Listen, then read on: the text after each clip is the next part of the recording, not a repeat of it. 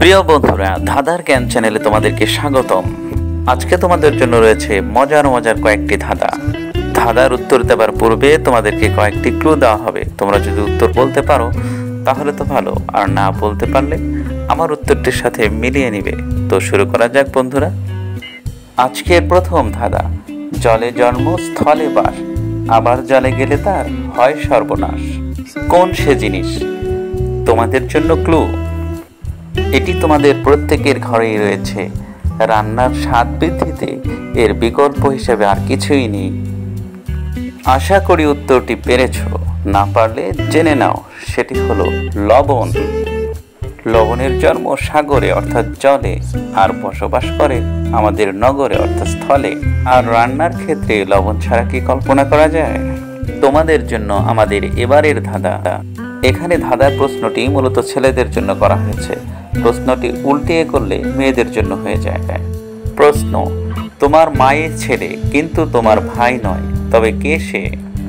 তোমাদের জন্য ক্লু: সে তোমার কাছে সবচেয়ে প্রিয় এবং তুমি তার জন্য প্রায় সবই করে থাকো। দেখো তো বলতে পারো কি না? হ্যাঁ বন্ধুরা, আশা করি পেরেছ। তারপরে আমার উত্তরটির সাথে মিলিয়ে নাও। সে হলো তুমি নিজেই। কেননা তুমি তোমার মায়ের ছেলে এবং তোমাকে তুমি কখনোই ভাই বলবে না। এবার ধাঁধাটি করা হয়েছে ছবির মাধ্যমে। এখানে তোমরা দেখতে পাচ্ছ পাশাপাশি দুটি ছবি প্লাস চিহ্ন দিয়ে যুক্ত করা হয়েছে এবং পরবর্তীতে একটি প্লাস দিয়ে ইন শব্দ যুক্ত করা হয়েছে। তোমাদেরকে বলতে হবে এই তিনটি মিলে একটি ছেলের নাম হয়। ছেলেটির নাম কি?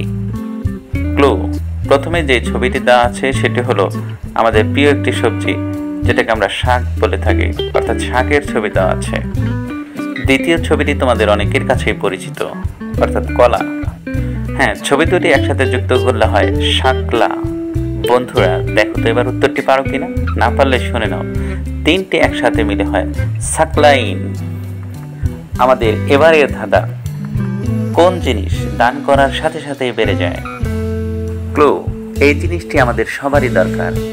দোলনা থেকে কবর পর্যন্ত এই জিনিসটি প্রত্যেকেরই প্রয়োজন। বন্ধুরা আশা করি উত্তরটি পেরে গেছো।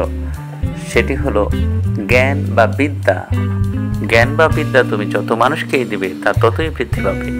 বন্ধুরা তোমাদের জন্য এবারে রয়েছে আরেকটি ছবির ধাঁধা। এখানে দুটি ছবি পাশাপাশি যোগ চিহ্ন দিয়ে বসানো হয়েছে এবং পরবর্তীতে পুর শব্দটি লেখা আছে। তোমাদেরকে বলতে হবে এই তিনটি যোগে একটি দর্শনীয় স্থানের নাম হয়। সেই দর্শনীয় স্থানটির নাম কি?